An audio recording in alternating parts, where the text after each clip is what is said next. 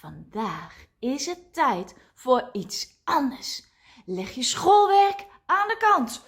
Pak je schriften en gooi ze weg. Het is tijd voor...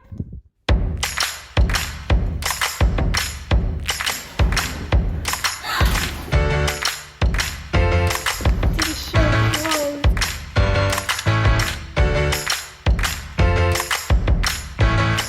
Hier, in de lege zaal van Theater Amphion, gebeurt het. De magie, de verbeelding, het verhaal, de taal, de muziek.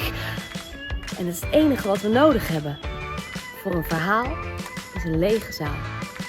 Jouw verhaal.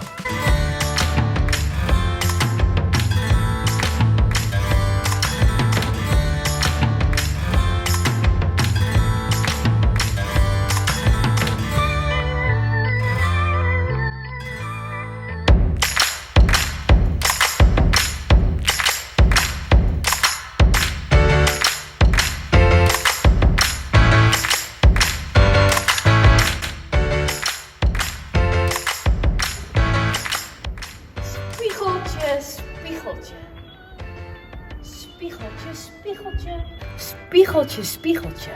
In mijn hand, wie is de mooiste van het land?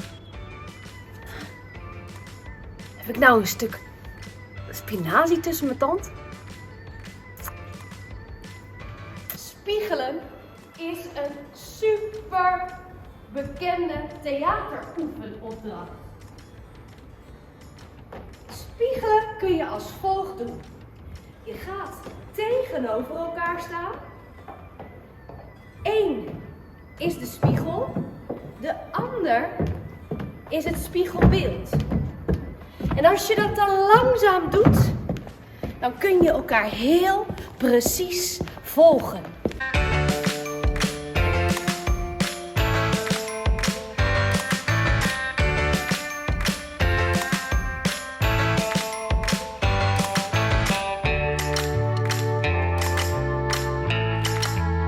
En zo kun je boos,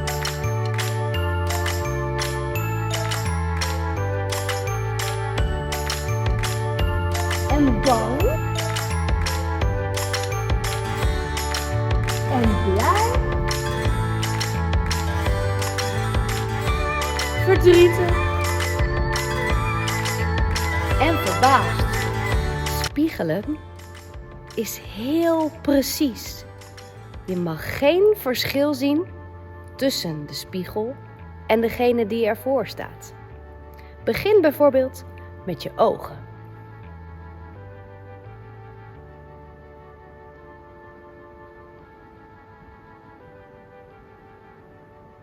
En dan komt je neus er misschien wel bij.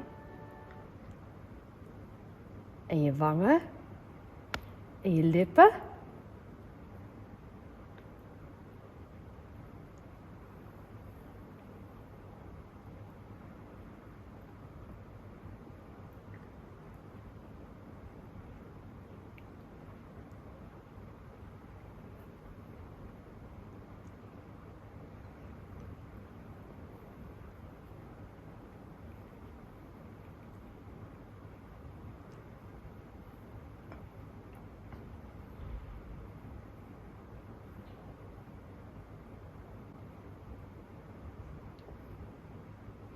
En daarna pas de rest van je lijf.